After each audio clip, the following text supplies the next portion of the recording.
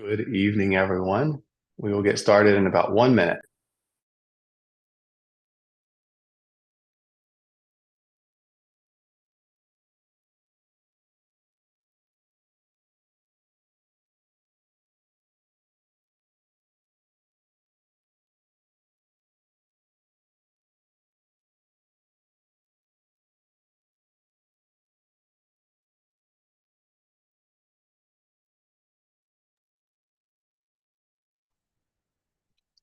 Hey, everybody, and welcome to our April monthly buzz. It's wonderful to be with all of you today. It's always a pleasure, and I'm excited to be here in April, which is the busiest month of the year, essentially, for beekeeping almost across the country, no matter where you're from. So, exciting times. Great to be with you guys. If we haven't met, my name is Blake Shook. I'm one of the owners of the Bee Supply and a long-time small scale sideline and commercial beekeeper. So kind of dabble in almost everything. And one of my favorite things to do is get on these calls once a month and talk about practical beekeeping and what you need to be doing in your bees right now to be a successful beekeeper. Because, beekeeping's tough. It's tough even if you've been doing it over 20 years like I have. It's still just as much fun, but it is not always easy. And so what we really try to do is to be practical and simple and really break down beekeeping to its simplest possible components for us all. So we've got a lot of ground to cover tonight, and April being such a busy month for beekeeping, we have a lot to accomplish. We have a lot to cover. James and Sherry are going to be talking about splits towards the end of the presentation, which is always a fantastic presentation to learn and hear this time of year. But I really want to thank all of you for taking your evening to come and learn about beekeeping with us. So thanks for your time, and let's dive in. So if you're in a local area, we do still have some bees for sale. A lot of those early dates are full at this point, but you still can jump on our website and order bees if you are short bees. And of course, we have that 30-day guarantee in place. So if anything goes wrong with your bees, then of course, it's a free replacement for the first 30 days.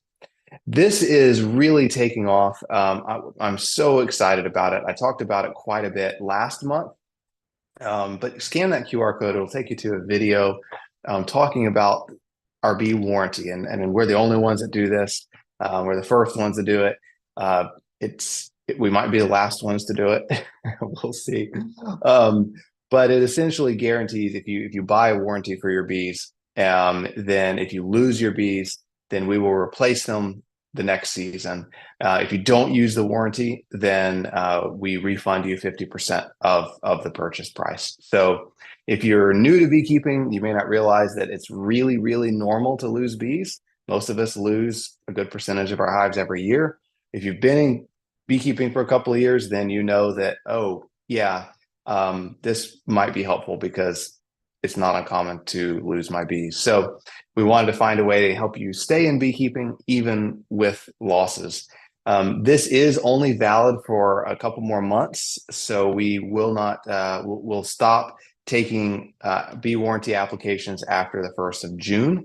So you've got just a little bit more time to sign up for this before we'll end it, and then we'll do it again in 2025 if you buy bees in 2025. So check this out. I think you'll find it tremendously helpful in your journey of beekeeping.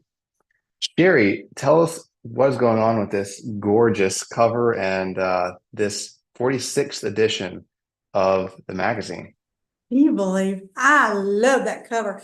This young lady did such a great job with the front cover. She got the back cover too. It's a different photo, but the same plant, same. I don't think it's the same bee. We'll pretend like it's the same.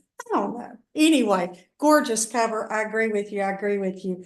Wow, boy, how do you talk about this program being packed? This magazine's packed too, because we're talking about splits, requeening, and swarms, and dabbling into nectar flow. So it is truly packed full, good long articles. I think y'all are all going to love them. Making successful splits, and James and I, like you said, we're going to talk about that a little tonight. How to tell if your hive is queenless or needs to be requeened. That's never happened to us, never. How about you? how to tell if your nectar flow has started and it's time to add supers. And I think a lot of us question that. You get to the point where you go, okay, so do I add it? Do I not do what? Which one do I do? And this is going to talk about that some hives you do, some you don't. So read that article. And I love this. Our friend and who we love very dearly, Lynn Jones, that writes for us every month. Her son is a professional bee remover, and he wrote an article that I titled "A Window into the World of Bee Removals." His name is Bee Man Dan, and it's a great little article, y'all. Take a peek at that, because I think if you've got an interest in doing that, it might give you an insight, either make you want to do it more or make you not. So yeah, whoever you are, you might find that. All right, I'm ready to do my spotlight. If you got that slide, do you have that slide this time? Yay! Okay, so last month it kind of got out of the way, but we got it this time. So this picture is, I gotta make it bigger on my screen. Changing the attitude of a hot hive. That's just my fancy way of saying, I've got a hot hive. What am I going to do? Well, it has a lot to do with requeening, right? But I I watch social media pretty closely, and some people like to work with hotter hives or meaner bees because they do tend to be a little better, a little more aggressive at keeping varroa out, and pretty good honey producers. We can attest to that. But the older I get, the less tolerant of that. Plus, I'm pretty darn spoiled to our sweet bees that we get. We've got some pretty sweet bees. He just moved out of the camera. Did you see that? It's a little more difficult than just requeening. And I don't know, I guess everybody does this and we didn't invent it. But years ago, we figured out that if you just split that hive into as many little hives as you can possibly do, pack them all in one location, side by side or in a circle or whatever, and then go back a few days later. First of all, you're going to know where the queen is because that's where most of the bees went back, but you'll be able to find her because you're making 2 and 3 frame splits. But I go into detail in this article about how to just water it down where you can find her. Because I will tell you, having worked a hot hive or two, you get in there and try to requeen and you're looking for her, you can't find her. She is protected by the masses. So you just even the playing field a little bit, check back in a few days, then you can requeen easily. But the last bullet point I highlighted so I could tell you is, boy, you will want to button up for this event. If you don't have a full suit, get one. If you do have a full suit, pull out the duct tape. Duct tape every juncture that you can find because they are going to find a way in your suit. But anyway, it's a good article. I hope y'all enjoy it. That's all I got till the end of the program. We'll do the splits portion for you, Blake. Awesome. Thank you, Sherry. That was great. Yeah, I love that article. So relevant. I mean, if you've had a really hot hive, man, you need the tips in that article. It's so helpful. There's nothing like trying to requeen a really nasty hive. I mean, it's brutal. It's brutal. Couple more quick things before we jump out to the bee yard. So this is something kind of cool. It's just an experiment we're doing. We're selling leaf cutter bees. And so this is for people that maybe you can't keep your bees in your backyard. Maybe you have HOA rules. Maybe for whatever reason, you can't keep your bees where you might have a little garden. Maybe your bees all died and you're not sure you want to get back into beekeeping. But we're just trying this out, seeing how it goes. We're selling leaf cutter bees. And so these are cheap, really cheap. And you can put them in your garden and they'll hatch out and pollinate your garden. And then that's basically it. You basically just put we sell this little box. The leaf cutter bees are already in there, the little larva. When you get it, you put it out in your garden and that's it. They pollinate your garden. So it's almost too easy. Now, of course, they don't make honey. So that, they're not nearly as much fun as bees. But if you need some pollination and bees aren't a good fit for you, we're trying this out to see how it goes. And if it really takes off, we'll do a bunch of videos showing how it's done and all that. But we're just experimenting. You guys are always our guinea pigs on our monthly buzz. And so here you go. We're going to see what happens. The last thing I want to highlight is our Hive IQ. So we're big supporters of Apame, and we sell a lot of Apame equipment, that insulated hive. We certainly recognize that Apame is expensive, and it's not a good fit for everyone who might want insulated hives. Insulated hives are helpful, not critical. I always try to emphasize that you can be a perfectly successful beekeeper without insulated hives, but they do a little better over the hot summers and the cold winters if the hive is insulated, like a tree. You know, bees in the wild live in trees that have an amazing R value, but in thin wooden boxes we put them in, there's not as much of an R value. Again, they can survive just fine in the wooden boxes, but it does give hives a leg up. They do tend to carry more brood in the summertime.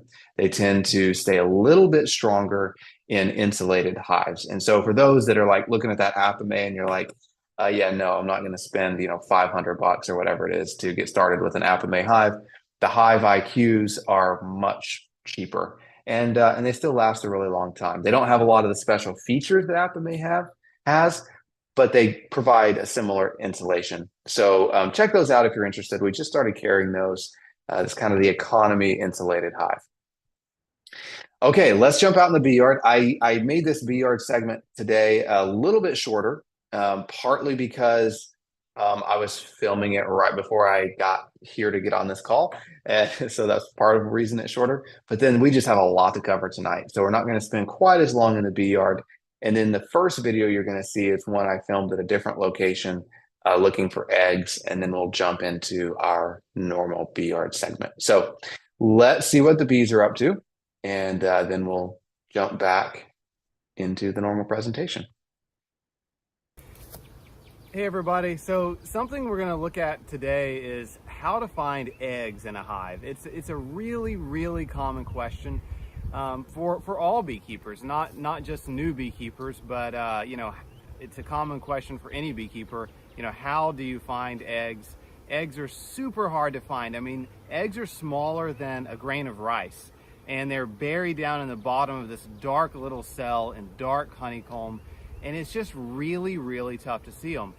Before I get into some tips and tricks on how to find eggs, I want to go over really quickly the fact that you don't always have to find eggs in a hive. It's a helpful tool to have, but it's not necessary to find eggs every time you look in your hive.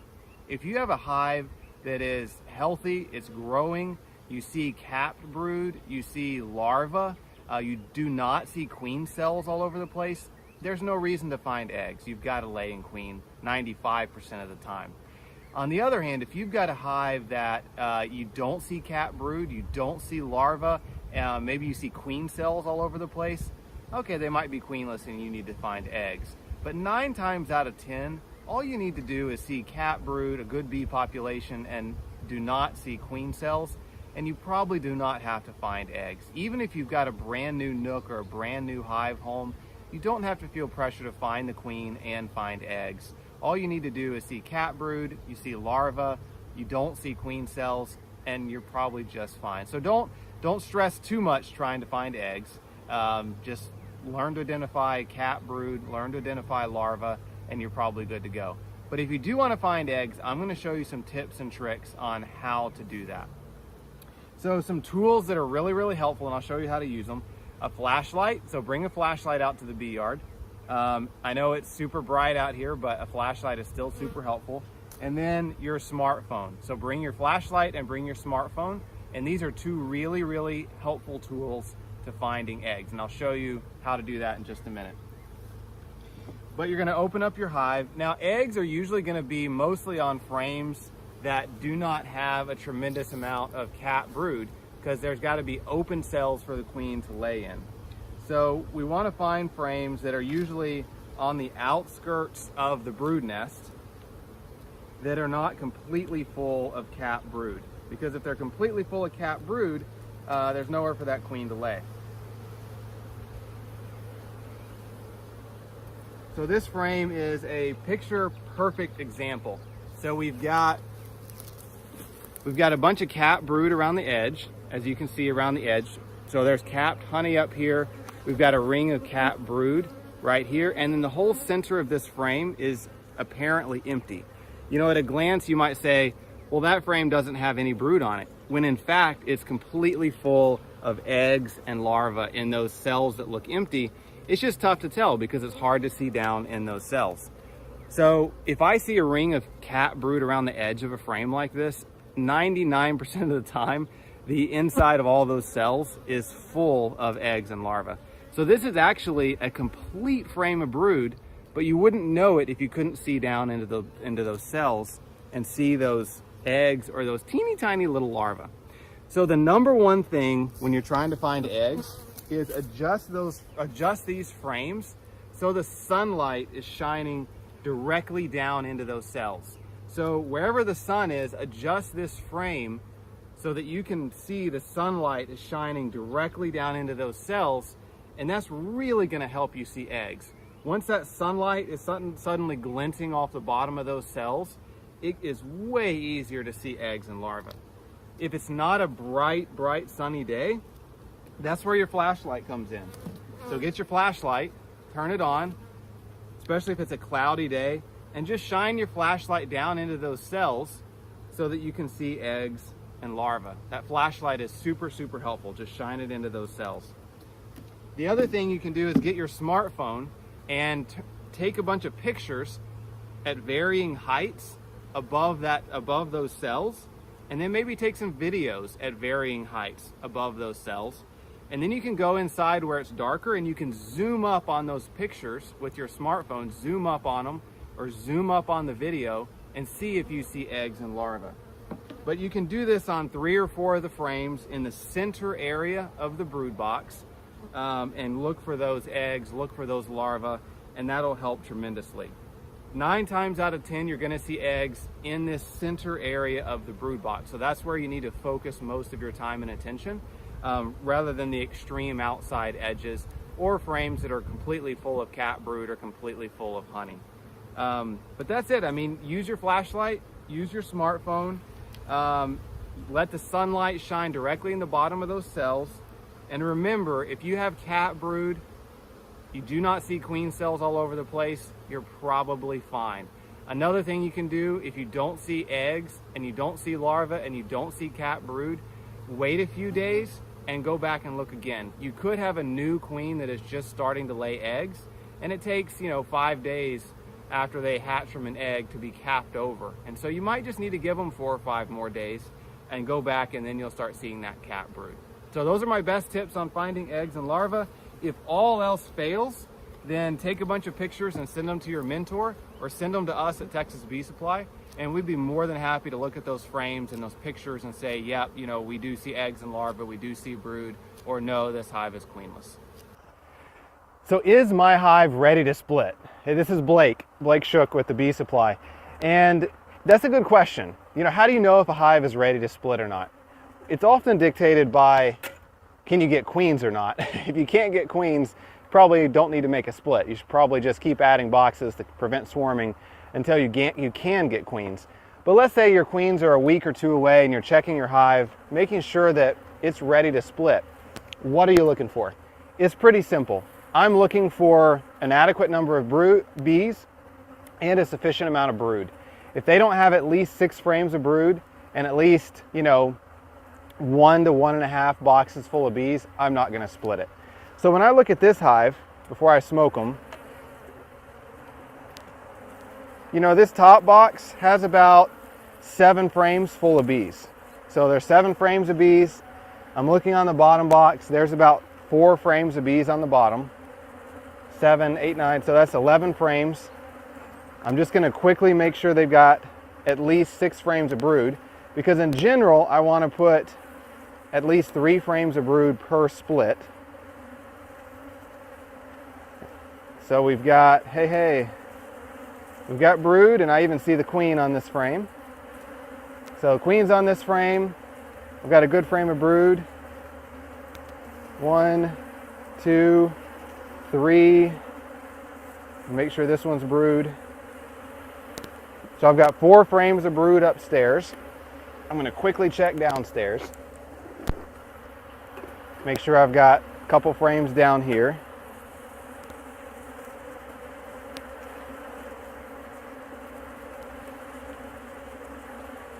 Okay, so that's the frame. 5, 6, 7. I can often just look between the frames and tell. So this one has about 7 frames of brood and about a box and a half full of bees. So this one's good to split. Now at this point, the split is as simple as equalizing the brood. I'm going to make sure I've got about 3.5 frames of brood in the bottom, about 3.5 frames of brood in the top. Make sure I've got the same amount of honey in the top and bottom box. And then I don't like having to look for the queen. So I'm just going to shake all the bees into the bottom box, put a queen excluder on it, put my top box back up on top. Now I know my queen's downstairs because I just shook all the bees down there. I'm going to let it sit for 4 or 5 hours until it gets dark. The worker bees will migrate back up and cover that brood. And then once it gets dark, I'll just pull this top box off, put it on a bottom board with a cover, and I've got my split made. It can be as simple as that. Hey friends, Blake Shook here. So it's spring. That means it's swarm season. One of the biggest things I'm watching for this time of year is my hive getting ready to swarm? That's always a concern, right? We don't want to lose our bees to swarms. Now, for my operation, it's pretty simple. In late March or early April, we're splitting every hive that's splittable, no matter what. We talk about whether a hive is ready to split or not in another video, but in general, every hive is getting split no matter what, and that really reduces my concerns about swarm. So if you want to split your hives, if you want to grow your hive numbers every year, just splitting as early as you can get queens usually works. But if you've got a hive that's really strong in early March or a month before you get queens, that's when you have to take action. So let's look at a hive and see what does it look like, or what should we watch for if we're concerned about swarming, or what are some of the trigger points of swarming. Now, the biggest one is just how full your hive is. I mean, if your hive is really full of bees, and on this hive you can see this top box, as I look down between these frames, in between every single frame is completely full. That's concerning when your top box is 100% full of bees. And as I look on the bottom box, it's the same. The bottom box, in between every frame, it's full of bees. So this hive is going to swarm soon because we're coming up to the honey flow. And if I don't split it or add a box soon, it's going to swarm. Now, the concerning thing about this hive is they are definitely getting ready to swarm. They may even already have swarmed. If you look at the bottom of this box, hopefully you can see it. I can't hold it, and maybe I can. Here's a queen cell. And this is where you often see swarm cells, is on the bottom of the hives. So here's a swarm cell, here's a swarm cell. These are the queen cells that they've already put on the bottom, and it's because they are getting ready to swarm. So I'm going to hold that and see if you can see hopefully you can see it. Those are signs that this hive is getting ready to swarm. Now, once a hive has already started raising these swarm cells, it's pretty much pointless to just wipe out those swarm cells. They're generally going to swarm anyway. So what I would do at this point, I would just make a split. And I've already got my queen cells ready to go. I'm going to make sure one queen cell gets in every split, and that'll completely shut down swarming. If I just wipe out those queen cells, odds are you'll miss one and they'll swarm anyway. Alternatively, if I were to just add a box, again, that's not enough to halt that swarming impulse once they've already begun getting ready to swarm. If there weren't any swarm cells and I'm still a few weeks from getting my queens, adding a box on top or adding a box between the bottom board and the bottom box should hold them over until you get queens. Okay, so there you go. That was a quick one out in the bee yard, and let's jump back into the classroom, if you will. You know, it's funny. Every time we do one of these monthly buzzes, I have an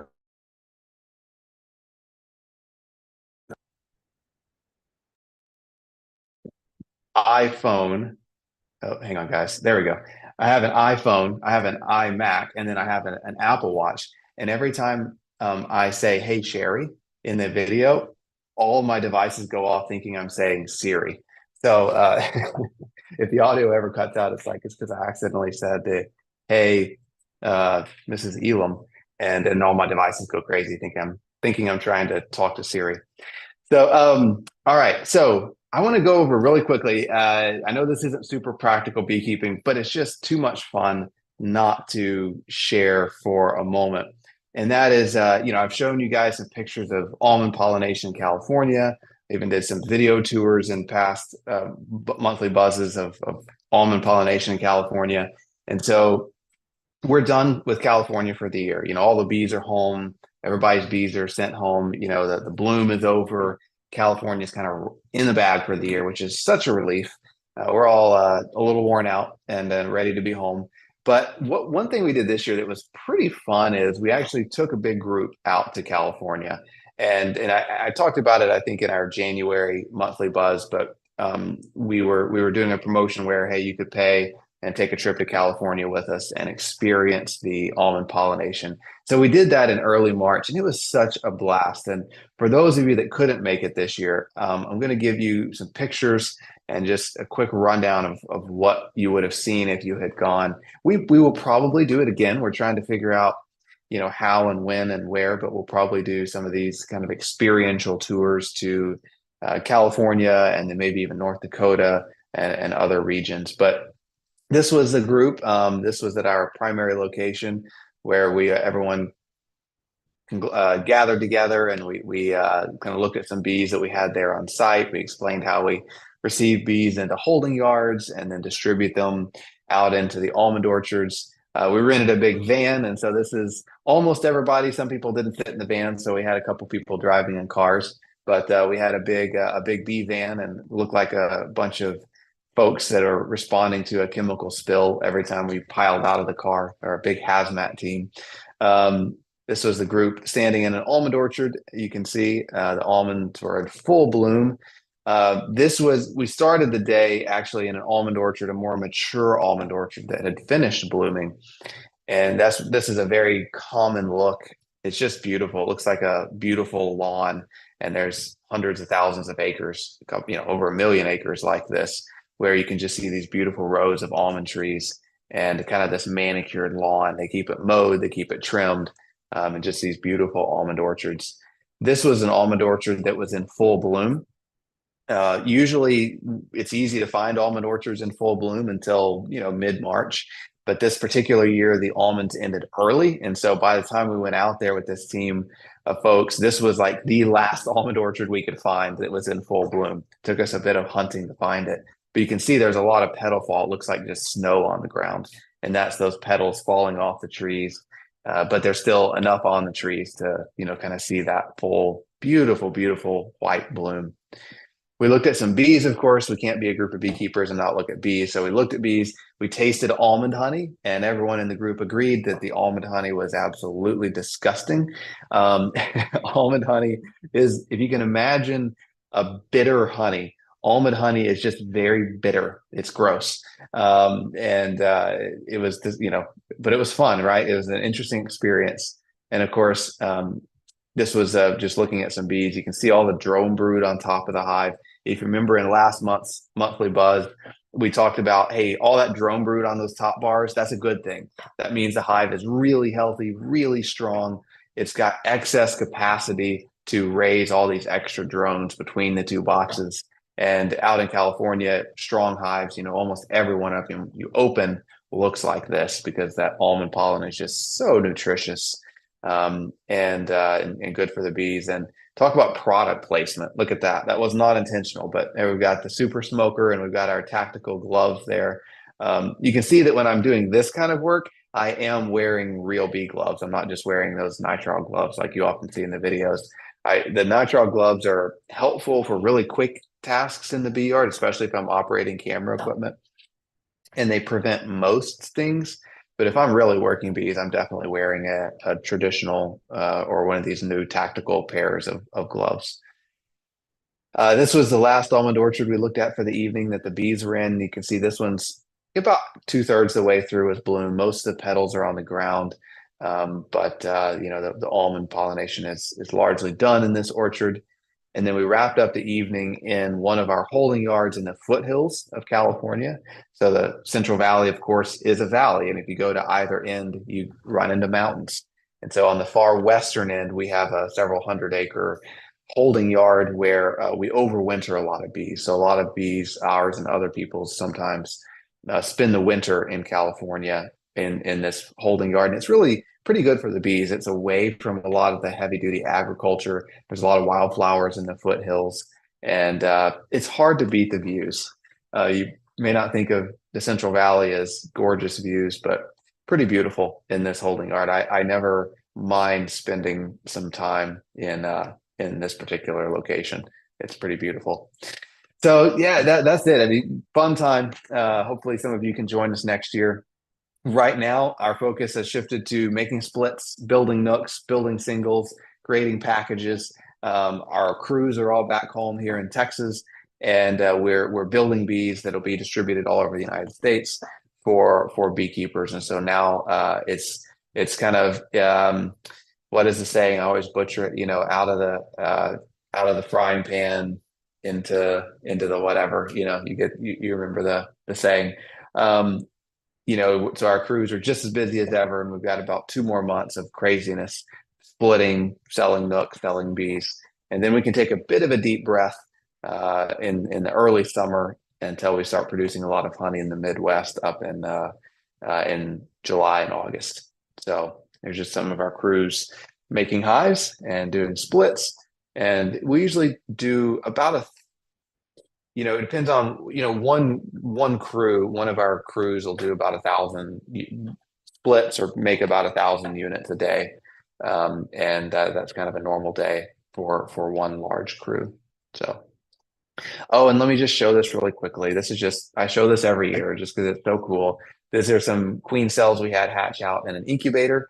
And I love watching it. It's just a queen hatching out. You can see there's one that's already hatched. In the background, you see some of those queen cells that have the lid open. The queen hatched out. And in this video, the queen just is chewing her way out, and she makes it look easy. It never gets old to watch a bee hatch. It's always pretty cool to see a actual queen bee hatch as well. All right, let's talk about practical beekeeping. Enough of the fun, non-practical stuff. Let's talk about what we need to be doing in our bees this time of year.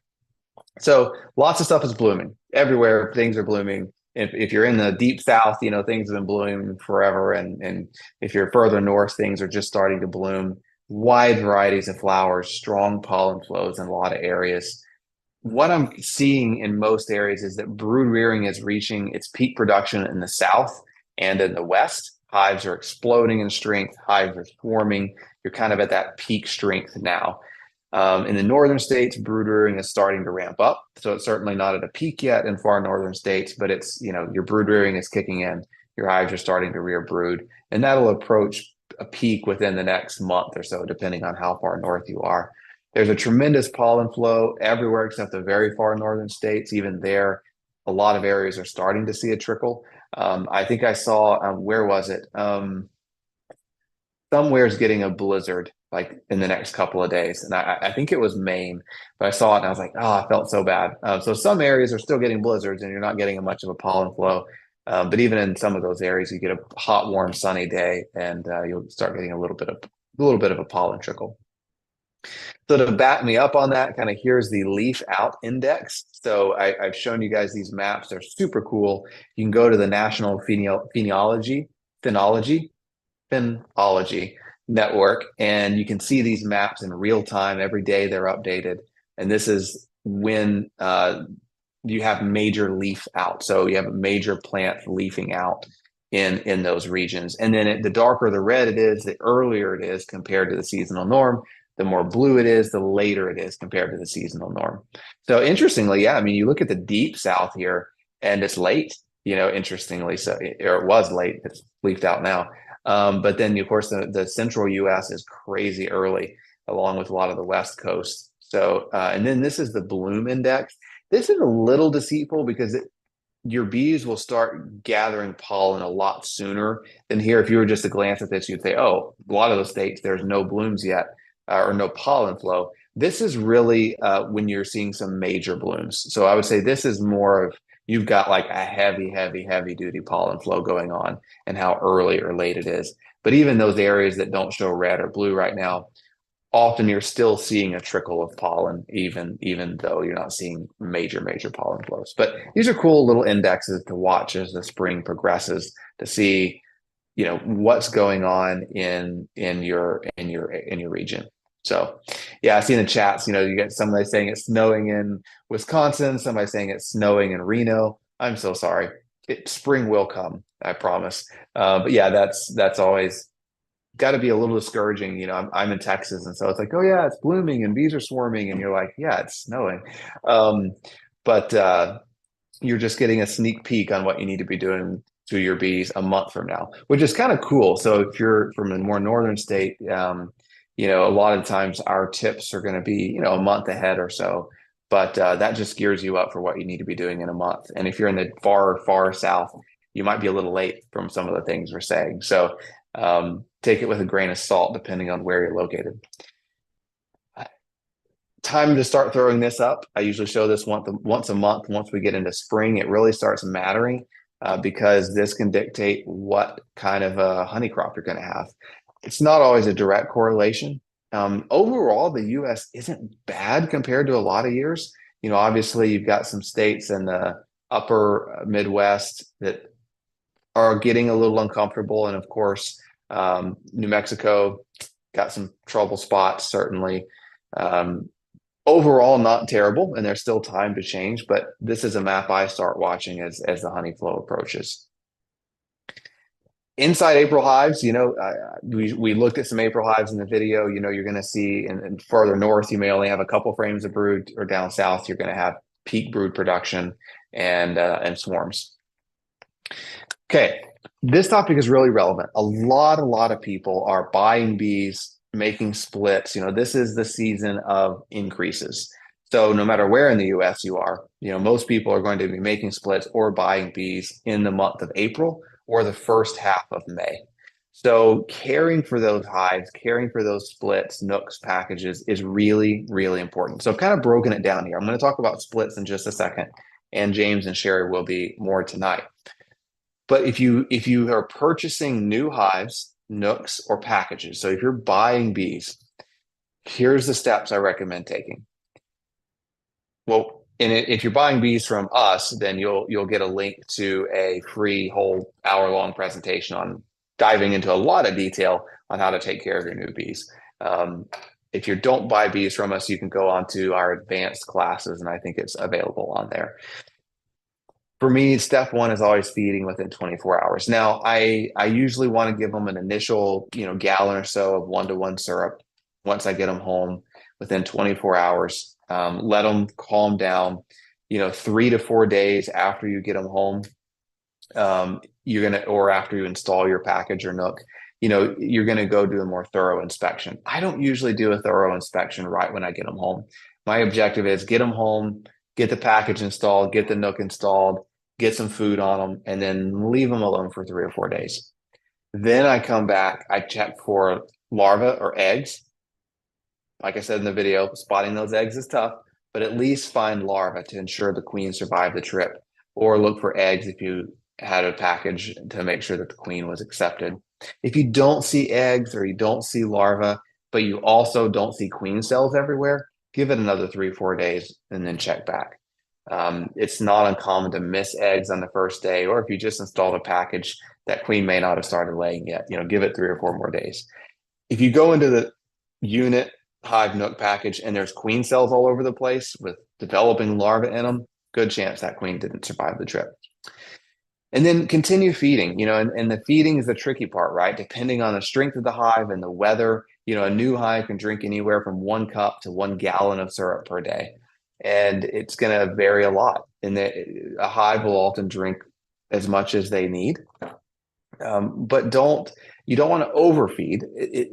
It's less common to see issues with overfeeding in the spring than in the summer. But in a general rule of thumb is when you look at your hive, you want to see plenty of space for the queen to lay in the brood nest area. So if you're pulling out frames and you've got, brood on the frames, but then every open cell is full of liquid, syrup, basically, you need to back off on the feeding. But if you're looking at frames and they've got brood on them, there's lots of open cells with eggs and larvae are ready for the queen to lay on, and you just have honey around the edges, that's fine. You can keep feeding. So the balance is to give them plenty of resources to draw out new comb, but not so much that they overfill the brood nest and the queen can't lay. So my goal is, for new hives, I want to see those middle 4 to 5 frames with at least 2/3 open space for the queen to lay on. And those outside frames can be all honey, that's fine. But on those middle 3 to 5 frames, I want there to be at least 2/3 of that frame open for the queen to lay. When the bottom box is 80% drawn comb and 80% full of bees, you're ready to add your second box, and then you can continue feeding. Getting to this point can take 6 weeks for packages, 3 to 4 weeks for nooks, or 0 to 2 weeks for a complete hive. But at some point, you should get to where if that bottom box is about 80% full, you're ready to add your next box, and keep feeding if it's foundation so that those bees can quickly draw out that second box. And then when your second brood box is 80% drawn comb, you're ready to add your first honey super and stop feeding if it's mid-June or before. And I would say that's pretty universal for the southern half of the United States. If you're in the northern half of the United States, then I wouldn't add a honey super past, in most cases, past mid-July. So it's about a month later that I wouldn't add a honey super. It might take, you may not add your first honey super in your first year of beekeeping. It may take all the bees' effort just to fill up their bottom box, fill up the second box, and then year 2 is when they'll be ready to draw out a super and fill it with honey. So if you made splits, so if you're a seasoned pro beekeeper and you're not buying bees and you made splits, then here's what I recommend for caring for those splits. I'm not going to spend a ton of time on this because I don't want to steal James and Sherry's thunder. But you're going to feed and install new queens within 12 to 24 hours after you made your split. And then you're going to check back within 7 to 10 days to make sure the queen you installed is laying. You're going to follow the same process, really. Feed continually until the bottom box is 80% full of bees. Add your second box, feed until that's 80% full. Then you're going to add your honey supers and stop feeding. So same basic process for all the units if they're new hives. If you're not making splits, what do you do for established hives this time of year? You really want to equalize brood as needed between all your established hives, monitor varroa mites, and super when your top box is 80% full of bees. So you're kind of going directly to adding honey supers on established hives because presumably their 2 boxes are already drawn out. So these are kind of your second year hives. Your 2 brood boxes are already drawn out. And as soon as you get to that point that they're 80% full of bees, you're ready for your honey super, which is hopefully going to happen soon, if you've got an established hive. I want to show a video really quickly of Dodie Stillman. So I think Dodie's actually on the call tonight. So thank you, Dodie. But it's super relevant because a common question is, how should I feed 1-to-1 syrup versus 2-to-1 syrup? And when should I feed that 1-to-1 versus 2-to-1? I think Dodie does a great job of succinctly explaining when to do 1-to-1 versus 2-to-1.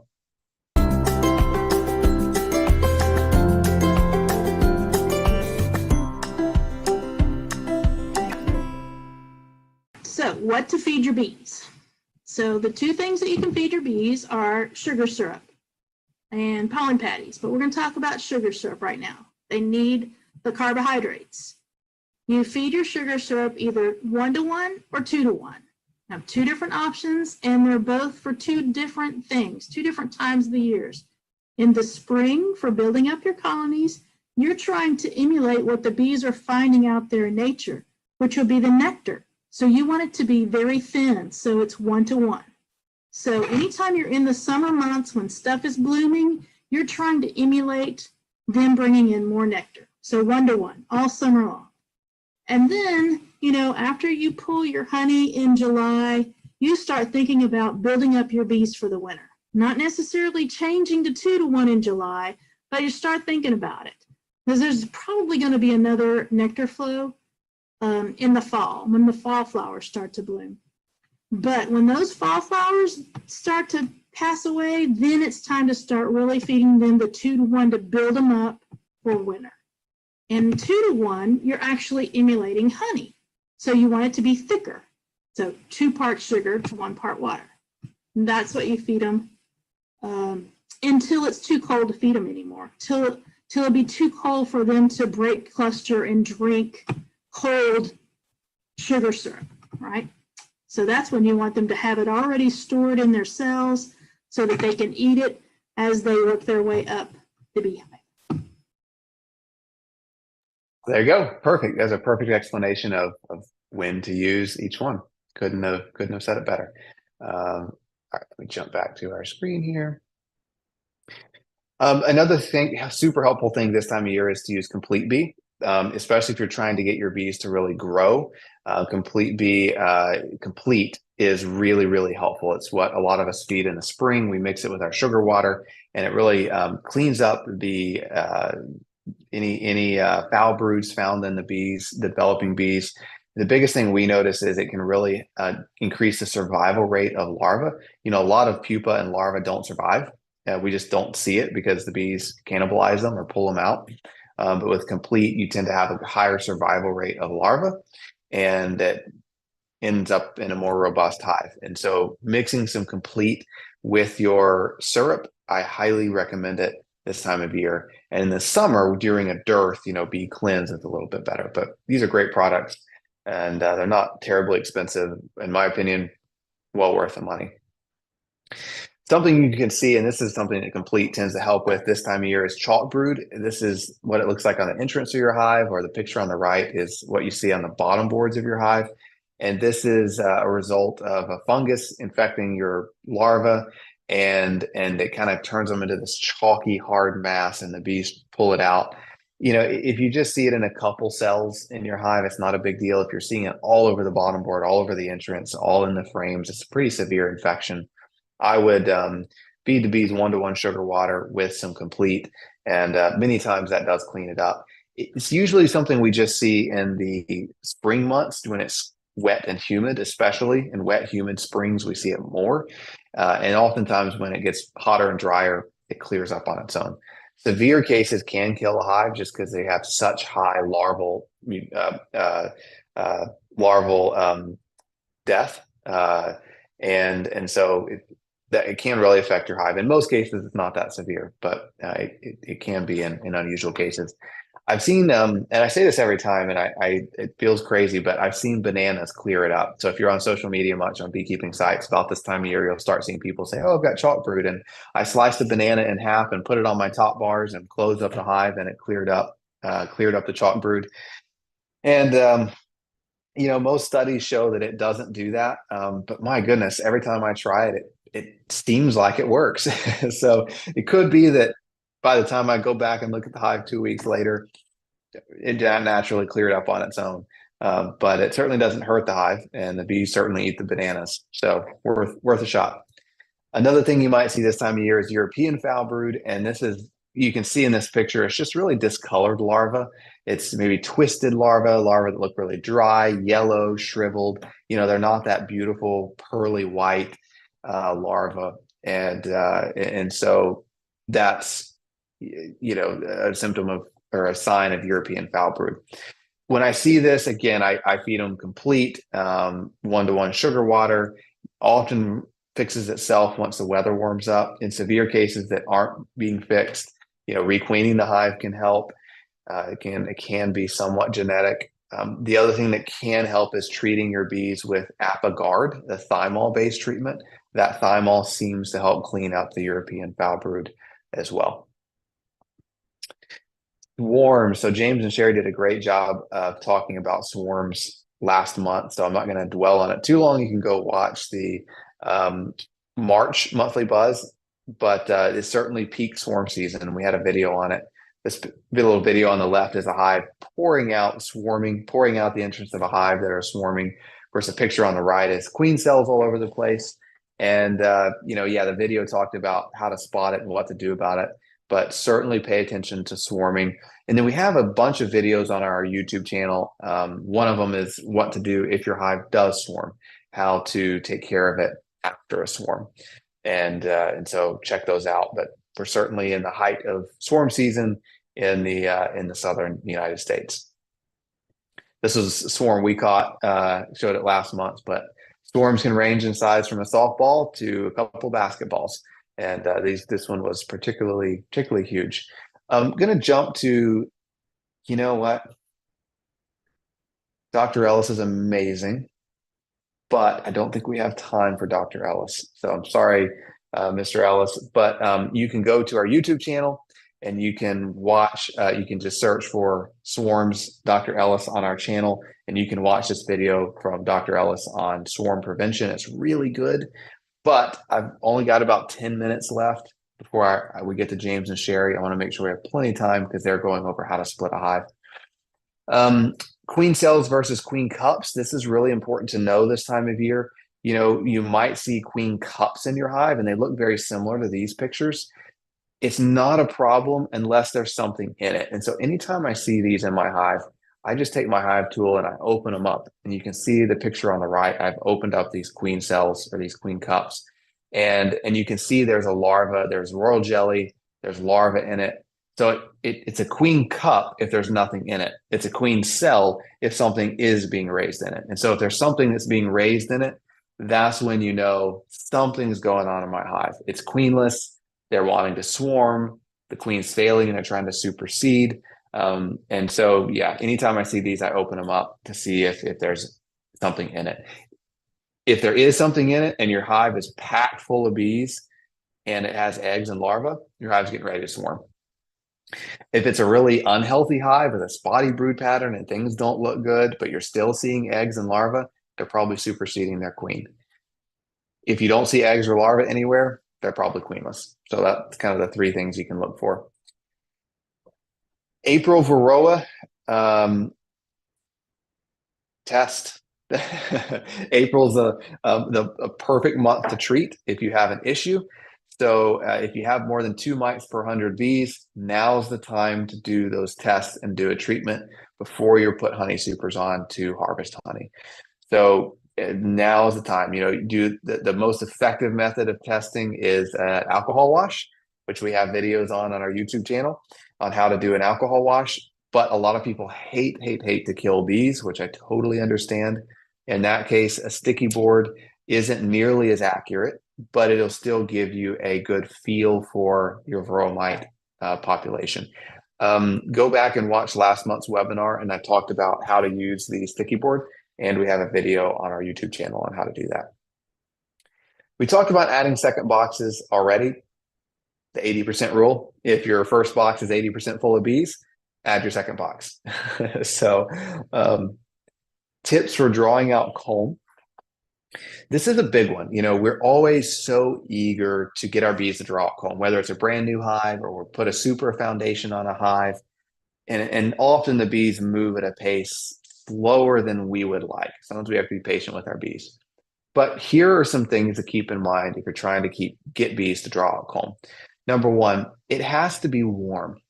You have to have enough bees in your hive to completely cover and keep warm the area they're trying to draw out foundation. So if you've got frames of foundation and they're not covered in bees, there is no way those bees are going to draw out that foundation. There's just not enough bees. The bees have to fully cover the area that they want to draw out, generate heat up that frame, and then they have to be able to mold that wax on that warm frame. If it's a cold frame, that wax is too brittle to mold. And they're going to try to stick it to that foundation, and it's just going to get brittle because it's cold.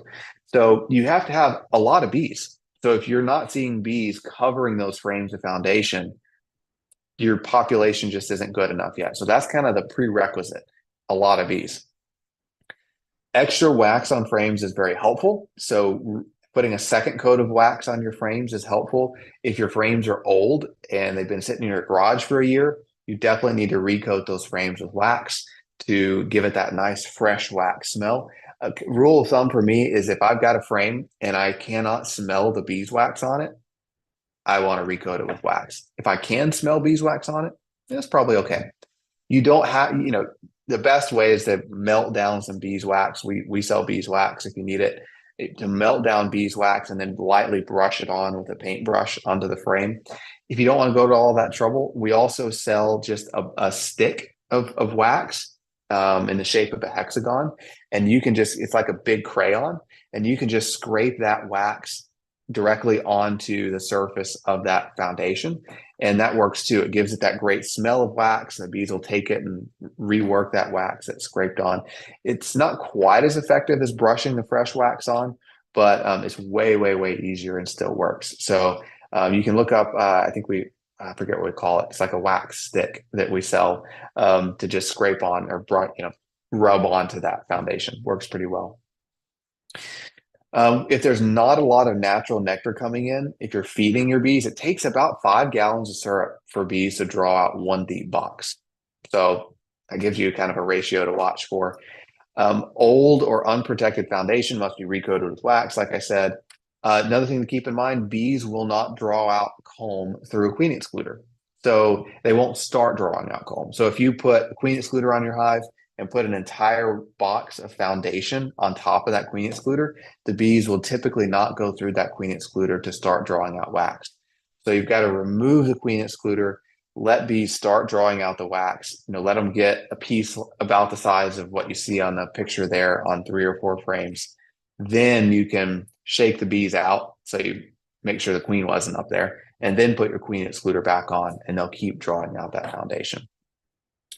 The other thing you can do is if you currently have some comb, this is what I usually do. I checkerboard my honey super. So I'll put 1 frame of foundation, then 1 frame of comb, then 1 frame of foundation, then 1 frame of comb. And that works so much better because then the bees aren't having to draw an entire box, and they move up into it right away because that comb is already up there. Do not do that in brood boxes. That is only for honey supers. Every year I see it. Somebody sends us pictures and they're like, hey, my bees aren't really growing. I don't know what's going on. And they say, well, send us a picture. And they've got in their brood box, foundation, comb, and they've broken apart the whole brood nest. And that brood gets too cold at night. There's not enough bees to keep it all warm. You've got to keep brood together in brood boxes. You never checkerboard frames in brood boxes. But in honey supers, perfectly fine. Last point is hive strength and excess food are keys to drawing out wax. So if the bees don't have a surplus of food, they're not going to draw out wax. So that's where feeding continually comes in. And then if your first box isn't 80% full of bees, don't bother putting another box on. They're not going to draw it out. So you've got to have adequate bee population. Okay, so I'm trying to think if I can do this. So I wanted to go over requeening really quickly. I've got like 5 minutes. Good. Okay. All right. You sure, Sherry? Yeah. I think I can do it in 5 minutes. You've got 5 minutes. All right. So this is where that recording you guys can go back and watch on YouTube is so helpful because I'm going to do some speed talking here. You might need to rewatch this recording and slow me down a little bit. But I'm gonna blow through requeening so we can get to splits. Okay, signs that it's time to requeen a hive. So my personal opinion is that you should requeen your hive once a year. So I requeen all my hives when I do splits every March and April. Every hive gets a new queen. That, in my opinion, is the best way to do it. Even if a hive looks really healthy and the queen looks great in March and April, pretty good chance she's going to start failing during the honey flow or the middle of the summer, even if she looks good in the spring. So I recommend proactively just requeening everything every year. The easiest time to do that is when you're doing splits. So, but if your brood in your hive looks like these pictures, it's way past time. If you've got, this is drone brood on the left. If you've got drone brood mixed with all your worker bee brood, that's a problem. Drone brood should be segmented in little groupings. We saw that in our bee yard visit in last month's monthly buzz. Go back and watch that. You shouldn't have it mixed in with all your worker bee brood, which is also what you see on the picture on the right. You kind of got this shotgun brood pattern and this mixing of worker bee brood and drone brood. That's just a sign of a failing queen. So this time of year, you should have nice compact brood patterns. If you've got kind of that shotgun brood pattern, time for a new queen. One of the most challenging aspects of requeening is getting the bees to accept that new queen. She's a foreigner to them. They don't recognize her pheromone. They want to kill her. That's what they're trained to do. If you get a foreign queen in a hive or a foreign bee in a hive, you get rid of it. So here are some things to increase the likelihood of acceptance when you're requeening. Feeding pre and post introduction. Bees are more likely to accept a new queen if they have a surplus of incoming food. Just how it works. So I start feeding 1-to-1 sugar water about a week before I requeen or split. And that gets the bees on a habit of, hey, we've got plenty of food coming in. And then I do the same thing about a week after I make the split or after I requeen. That really helps. I actually recommend installing your new queen within a few hours of removing the old queen. The longer you wait, the more queen cells worker bees are going to raise, and they don't always tear down those cells even once the new queen is released from her cage. And sometimes those cells that they started raising end up hatching out, and the virgin queen will always overpower and kill the adult queen. So this happens a lot. If you wait 2 or 3 days to insert that new queen, and you don't wipe out all those queen cells that the bees have started raising, they might have actually killed that new queen you just introduced. You might not even know it. It just weakens the hive a bit. So I like to install her within a few hours. Introducing during a nectar flow certainly helps. When I introduce the queen after a few hours, I put a piece of masking tape over that candy for about 24 hours. And then I pull that masking tape off, and that allows them to basically, that queen stays in the cage an extra day. My goal is for her to be in that cage for 4 days or so before she's released by the bees. Smaller hives also accept queens more readily. So the first step is finding and killing the queen. That's the worst part. We all hate it. It's also the hardest part, finding those queens. I have a video. If you go to our YouTube channel, I have a video on how to find a queen. And guys, the queens have conspired against me the last couple of days, because yesterday I went into a bee yard, and I want to redo the how to find a queen video we have on our YouTube channel is perfectly adequate. It's just, it was like one of the very first videos I ever made, and the audio isn't great. The video quality is fine, but the audio isn't great. And I was like, okay, I'm going to redo this video. And so yesterday I went into a bee yard, and I'd had like 10 minutes, and I was like, okay, I'm going to do this. I opened up a hive. I start talking through all my tips, and like halfway through the hive, I realized it's a queenless hive. I was like, oh shoot, I can't show you how to find a queen in a queenless hive. And I was out of time. So I was like, okay, I can't do this. I'm gonna have to do it tomorrow. And then so today, I saved that video to the very end, and I was like, okay, I'm going to do it today. I start filming it. I get halfway through, and it's another queenless hive. And I had to leave the bee yard to go jump on this call. So 2 times I've tried to redo that video. Hasn't happened. Maybe next month. But go onto the YouTube channel, watch the video on how to find a queen. Audio isn't great, but you'll get the idea. And I share all my favorite tips on how to requeen a hive. But step 1, find and kill the queen.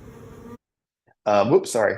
I recommend, before you kill your queens, have your new queens in hand, because it's crazy common for queen breeders to call 2 days before and say, oh yeah, something happened, and your queens are going to be 3 days late. That's really, really, really common, especially in late March or early April. Or you get your queens, you get home with them, or you get them in the mail and the queen's dead. That's super common too. So make sure you've got your live queen in hand and she looks good. Then go out, kill your queen, and put that new queen in within a couple hours. The placement of the cage, see if that video clears up a little bit. The cage goes just like that. So the candy side can go up or down. I usually actually put it down, but you want the screen fully exposed so the bees can talk to their new queen, and they can interact with it. And then you're just going to shove that new cage down between the frames. I focus on making sure that cage is kind of in the heart of bee activity. So you don't want that cage way out to one side. of the brood box. You want it kind of in the heart of the hive where the most of the bees are. And that's just so that more bees will be exposed to her so they can spread her pheromone around. But then I also want to make sure she stays warm on chilly nights. So some common questions are how often to requeen? We already answered that, once a year. Queens versus queen cells. I recommend mated queens. Queen cells are fun and cheap, but much more complicated. I actually take the dead queen out. Some people kill that old queen and leave her in the hive, but she's still giving off pheromones if she's in that hive, even if she's dead, which is going to make it slower for the bees to realize they're queenless. So I always remove that old queen, pull her out so that pheromone's depleted. It'll be depleted within a couple hours. The bees will realize they're queenless, and that's when you can put that new queen in. I usually requeen in the spring. The fall is perfectly fine. I just like to requeen when I'm doing splits. So I usually do spring. Yeah. So checkbacks. If you're for mated queens, I wait about 7 days. The first thing I look at is that queen cage and make sure she was released. And if she was, then I quickly look for eggs. If I don't see eggs, I'm not that concerned. I come back in 3 or 4 days and look for eggs and larvae again. If you use queen cells, you're going to wait 14 to 21 days to look for eggs. 1 to 2 eggs per cell is pretty common for new laying queens. You shouldn't see more than 2. If you're seeing 4, 5, 6, 7, 8, then you have a drone layer or laying workers, which is a whole nother conversation. But those are what you're going to look for. Some helpful videos. These are the titles on our YouTube channel: when to requeen, finding queens, how to find a queen when you can't find a queen. That's a cool video. So if you really just cannot find a queen, what should you do? Check out that video as well. I'll try to remember to link these. We always send a summary email out a couple days after the monthly buzz webinar. I'll try to remember to include all these video links in that one. I'm going to write myself a note while James and Sherry are talking. So let's see. Oh, James and Sherry, I thought I had an intro screen for you guys. Sorry. I guess that didn't make the final cut. So you'll just have to share your screen and no intro screen today. Taking your time, no introduction screen. I'm just a mess. Right. One thing I learned from that was a queen in the hand is worth a dozen in the bush. Oh. Or in the bee yard, wherever they are. Queens in hand are crucial for splits. Well, it's so true. It's so true. Is that funny or what? Okay. I'm gonna do this. Let's see if I can get this right. Sherry has work to do here for a I moment. do. Okay, there we go. Let's see if it works. Very good. I think it worked. Okay, it did. Welcome, everyone. How are you? Hi, Sherry and James. And we're going to do kind of a condensed version of splits where we drill down to something really basic for what we call small scale beekeepers, new beekeepers. Some terminology may not be familiar with what we've talked about so far. So we'll try to simplify some. We've heard some really good suggestions so far. We surely have. So let's start with what is a split? As if that hasn't been discussed. I think we've probably discovered that a split is simply a division of an existing colony and turning it into 2 or more colonies. Mm-hmm. You can look at the boxes that are out in that field Mm-hmm. and see where there's a lot of split opportunities there. Like that first box in the center there with 3 deeps on it. Mm-hmm. That could possibly turn into 1, 2, 3, 4, 5, 6 splits. Who knows? So there's a lot of opportunity, but it's a division of the assets to accomplish what? Growing your apiary. Growing your apiary. Right. And to stop swarming, like has been said. Well, it also is great for offsetting losses. Yeah. And as Blake was saying earlier, for varroa control, splits are a great brood break. So true. So let's get ready to make our split. Okay. The very first thing, and I will tell you that in years past, years and years and years ago, we felt underprepared for bullet point number 1. But you really and truly need to spend some real time for new beekeepers. And if you're new to doing splits, to get your new hive equipment ready and paint it ahead of time. You do not want to go paint that box a few days before your bees arrive. I mean, your queens arrive. So you need that paint to dry. You need to get it kind of what you call it, facto baked on there. It needs to be good and set. Then you don't want really high odors on your hive that you're fixing to split into. And part of that first item, do you know which size box you're gonna be splitting into? If it's a small colony, maybe a single deep, then you might be going into 2 newts. That's true. If it's a double deep, you might be going into an additional 10 frame or 8 frame box. That's true. So make that decision ahead of Yeah. time and don't get caught where you're Be ready. installing a small number of bees in a very large box. That's right. That's right. All right. Get your new queen secured, either to make your own, and we're going to talk about that, or pre-order it. Folks have been ordering queens since we put them on sale in September. So you really and truly can plan way ahead for that. Or like I just said, we're going to show you how to make your own as an option as well. And then when do we do spring splits? Obviously now is the best time because we've got so much going in our favor, right? Well, it stands to reason if swarms occur during spring when nectar flows are, then that's the time for us to mimic that split. Sure. A split is nothing more than a man-made swarm. That's right. So we want to do it when they're doing it, or actually before they're doing it. Right, before they're doing it for certain. So we can do summer and fall splits, and we'll talk about that again later on in the year. It's just with some adjustments. They have to be stronger splits. That last bullet point we put in there because if you really need to make a honey crop out of this hive, then you're going to need to be on the ball and do that 6 weeks before the primary nectar flow. That way you can be certain to get a honey crop. Otherwise, you're going to be behind. They're going to be building. It's going to be fine. The splits are going to work, but you're going to be building bees and not building honey on that because it takes 43 days from egg to becoming a forager. So just keep that in mind. Yeah, and that's your population building It is. for harvesting that nectar. All right, so let's talk about the 2 most common splits. The type of split that a beekeeper makes is totally dependent on whether you're able to locate the queen, you want to locate the queen if it doesn't matter, or if you're going to install the new queen. That gives us direction that we need to focus on. So the 2 that we're going to do are, and we've done a lot of different kinds, but we picked out these 2 particular ones because I believe it's, well, first of all, it's the main 2 that we use because we are much smaller than Desert Creek Honey's bee yard, I assure you. So we're not doing, how many did Blake say? 1,000 splits in a day that a commercial beekeeper can make? Well, we don't need that many. So let us talk about what we do, the 2 options we choose. And the first one being a walkaway split. And these are easy peasy, y'all. Easy. It's really as easy as this math makes it look. You're going to take, and I did a little we'll call it graphic art. And when I first clicked this slide, that checkered hexagon turned on the 1-day-old larva. You have to have 1 frame that contains 1-day-old larva. Why, you ask?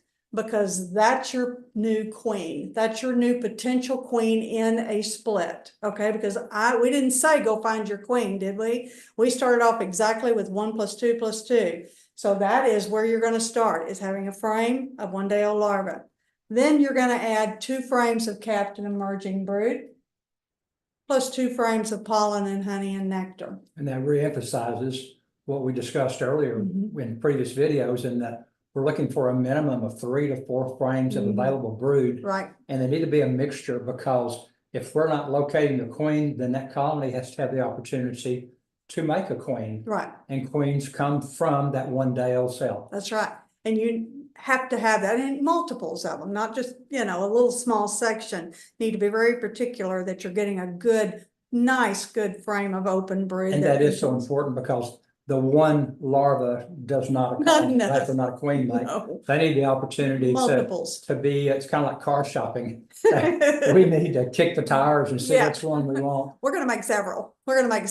So now this is the layout. It's just literally just like you've installed a nuke. You're going to pull those frames. You see my diagram there. Honey's the solid yellow, the honey pollen's variegated, and then the brood pollen's the patchwork. So you're going to put the open larva frame in the middle, and then the capped nearly emerging frame and the regular brood frame on either side of that. And then your resource frames to the outside, whether that's going into a nuke box or into a full-size 10 frame or 8 frame box, okay? We focus on keeping the frames in the same order that they came out of the mother If colony you can, yes, when possible. If If not, then not. you need to duplicate keeping like items together, Right. brood to brood, pollen to pollen, just like it Right. shows. that's right, that's right. So we didn't worry about where the queen was, right? But we have to now. So open both splits in 4 to 5 days. And I can't tell you how many times we've done these, and this works beautifully. Actually, if they're in the same location, you'll know, wink, wink, you'll know where the queen is, because a lot of the foragers will head back to that one, which is fine. Oh, so you're saying we did, in that case, we We didn't move didn't, the we split. didn't, but you We left it can. in place. We did. That was just a tip, okay? But is there a queen cell being made? You want to be able to see which one is making one and make sure both of them, let's say you made 2 splits.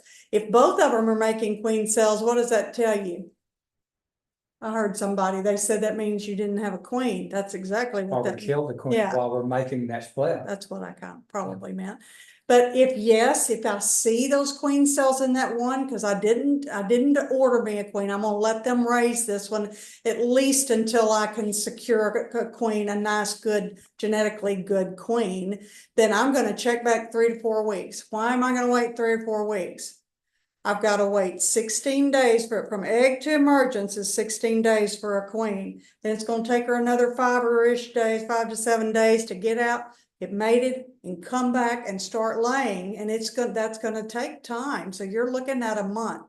You see how long you've got to wait to generate your own queen in a split, as opposed to purchasing a queen.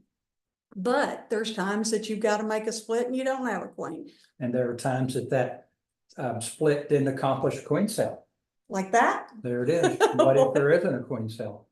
Then you're really going to need to kind of regroup. You're going to either add another frame of 1-day-old larva, which we've done that.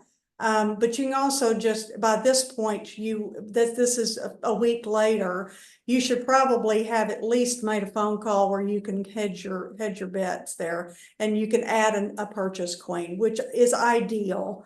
But if not, then maybe you got a swarm cell or a queen cell from another colony or from a friend, a beekeeper friend. And that last bullet point, I would be willing to stop. Just You say, know, sometimes we realize that something happened, our selection of foundation was incorrect, Something. population wasn't large enough, we didn't have enough nurse bees, who knows what the reason is. But time to cut your losses, restore what you've done, and salvage that original colony. Right. And there's nothing wrong with that, y'all. Just put it back with the other one. It's really okay. Make sure there's not any, queen cells that were started though. All right, make sure that. So now that migrates us to typical split. A typical split is what is typical. It's the same thing that is what we just talked about. You can do it exactly the same way. With the 1, the 2, and the 2 to equal 5, but you are going to actually find the queen first, because you're going to requeen not only your existing hive, but you're going to insert a queen into the split. And I guess you don't have to requeen your existing hive, but I'm with Blake on requeening every year. We requeen every year unless there's an outstanding reason not to. This is your opportunity. You're already breaking them down. Find the queen. And like Blake said, we have YouTube videos of finding the queen and requeening that are very good. This is when you're going to introduce that new queen to the split. It will speed up the process by 3 weeks. In addition to that, it gives you that pre-mated queen has genetics that are different than what you're probably going to get in your own bee yard. You think? And hopefully it's going to be a much more docile, Yes. highly organized queen, and that they're heavy brood producers or heavy honey producers selected according to what your goals are. Well, in our area, we want to avoid doing homegrown queens because we are not in a conducive area. Africanized bees are around and they tend to not be very sweet bees. So when we do walk away splits, it's typically because we've just not gotten our hands on queens yet, but yet we have to make a split. but you can certainly do that, make that walk away, and then get your queen and go in and requeen that walk away later. But typical split, you can, and James can, how many times have you made a split out of a double deep hive? You've made 3 or 4 splits out of one double deep.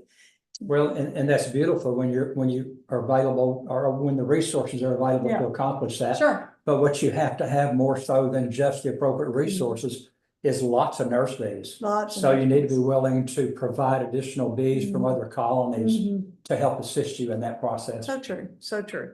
All right, so moving your splits, and I alluded to the fact that we may not. Depending on what your situation is, a lot of you are backyard beekeepers and you've got to make a split. And you don't have a pasture that you can move it on the other side. If you can move it down the road, then that's great. But if you can't, then there's options. Just turn the entrance opposite from its original orientation, from where you split that off. Multiple times have we had beekeepers do that, where you got the original location, and I mean, you can move it as far as you can away from that original parent hive, but then just reorient that entrance to that split the other direction. It really does work for the most part, because most of the bees were flying, they'll go back to that original location. If side by side, and I'll even say, even if they're not, if they're moved a little ways from each other, you can swap those boxes after a few days to equalize the foragers. One thing's for certain, in that the existing bees within any colony or any box, they're going to try or attempt to return to the mother colony. They are. So if it's left, right, doesn't matter. That's where the population of bees is going to be. So our goal would be to balance the population the And it best that we works. can. And it does work. It does works do a very good well. job. We've And done it moving many times. splits, yes, it's great to move them. We had a question a while ago, someone was gonna move them 2 hours away. Well, those bees are not gonna fly back to their regular length period, so that's not a problem. Fair enough. But we had discussions on how to move bees properly. Oh, you did? That's really important. Y'all check that out in the Q&A. Managing your new split, keep the entrance reduced. I guess I should say, reduce the entrance until the colony gets established. And then that's going to take a couple of weeks. Especially if it's a small split, because you've weakened that colony, you put a stressor on it, it's new. What if it's still trying to generate a queen, or even if it's got that queen cage in there? You know, big splits where it's a side by side, where you just take the top box and set it to the side, double deep. That might be one that you could have it open before 2 weeks. But really, in most cases, just keep it where they can guard that entrance, and feed your split. Feed. If the split goes into a box that has undrawn foundation, feeding is what's necessary to get that foundation drawn. Unlike a swarm where the bees come in loaded with honey to make wax, these bees are just a colony that's doing its daily duties. They don't have excess bellies full of nectar to make new wax. So we have to give them some assistance. Jody did a great job of describing the 1-to-1 versus 2-to-1. Right. And it's 1-to-1 that you're going to want to do on feeding all new hives. All new hives, you're going to do 1-to-1. Okay, that day you went out. You go out. It is a sad day. Do you love that box? If y'all watch the magazine, you've seen me use this poor little box. I know it's an upside down box. Somebody wrote me a letter once and they said, "Do you know that is an upside down box with 2 pine knots in it?" Yes, I know that, but it's a sad face. I love it. And I'll keep using it, by gosh, by golly. I love that face. If your split is failing to grow, there's something wrong, and you are the only one that can fix it. So we've got to go in and we've got to kind of check out what's happening. Verify you do have a laying queen, whether that was a purchased, installed, mated queen, or you had the hive generate their own queen. It could be that she didn't mate well, either scenario, because as well as our suppliers are, including us, TBS, things can happen. It's nature. Nature's not perfect, and queens can fail. So if something happens that your hive the growth of it is going to be the first to show you that something went wrong. Okay. Well, in addition to that, queens can be damaged along the way. Queens can be mishandled. I hate to admit it, but most of us are fairly inexperienced beekeepers. All and thumbs. we do things. So we learn as we go. Yeah. And ensure that what's happening is suitable to what your goals are. Don't allow pests and disease to move in. I'm thinking more small hive beetles, but don't allow the colony to succumb to the pest and disease. Varroa mites, yes, that could be a cause for a colony to not take off like it's supposed to. Well, and if you didn't have your mites under control when you made the split, and we didn't talk about that, but it's very clear in your hive whether you only split good healthy hives, because if you take an unhealthy hive and you split it, you're going to have two unhealthies, and the odds are neither one of them are going to do well. So make sure that that's in check first, but it could be a reason that the hive doesn't do well. And I forgot to put that in here, but small hive beetles is a major threat to a split. Because you have weakened that hive, it's less bees in there. Small hive beetles can be very, very much a problem. That item number 4, bee population imbalance, that specifically is referring to where's the balance between your forager bees and your nurse bees. If we made a split and shook our nurse bees off and just tried to move foundation or drawn foundation over in the split. Oh yeah. And then what's going to repopulate that is likely to be nothing more than forager bees, and forager bees is not a healthy colony mate. It does not. So only forager bees. Right, because they can't nurse the up and coming bees. So switch locations. If you see that you're not growing resource wise, I would think that was it. And the population. You can also, if you really feel like you're not getting going good, shake more nurse bees in there. That can be very intimidating. I can tell you, we've done it. And in the beginning, I was worried that we were gonna get the queen. You don't want to shake the new queen off in there because you obviously have cleared that up the first couple of bullet points. So make sure you don't take your good queen off and put her in there, but shake just nurse bees in there. And that often can help between the two. And I didn't put this on here, but if you need population, you can take a full frame of capped about to emerge, which is dark brown frames, and put that a frame of almost emerging brood, and that'll give you a population boost within just a matter of days. Yeah, I still go back though to the very first one. Verify you have a laying queen, and that it's a queen that is properly mated, and it's not a queen that you allowed to mate locally, and if so, she may or may not be able to be up to the job. Right. So there you go. That's the bulk of it. That's all we've got. We just came under the wire. That was great. Thank you, guys. Welcome. Loved that. Let me get my screen back up here. Perfect. Well, thank you guys for presenting that. That was super, super helpful and right on time. Thank you for getting me back on time. That's quite a feat. So thanks for doing that. Well, guys, that's it for tonight. We'll be sending an email out tomorrow, Saturday, Monday, somewhere in there when we get to it. That'll have the link to the recording, links to the videos I talked about, the products I talked about, and of course to the Bee Supply magazine. And just a little hack that you may not be aware of. I usually actually get the recording up on our YouTube channel, usually Thursday night tonight. Or certainly by tomorrow. So that's usually on there or on our website first before the email goes out. But thank you for giving us your Thursday evening. It's great to spend the time with all of you. And thank you for all of you that are going back and watching this recording. We appreciate your time, and we will see you in May. Have a great day, everyone.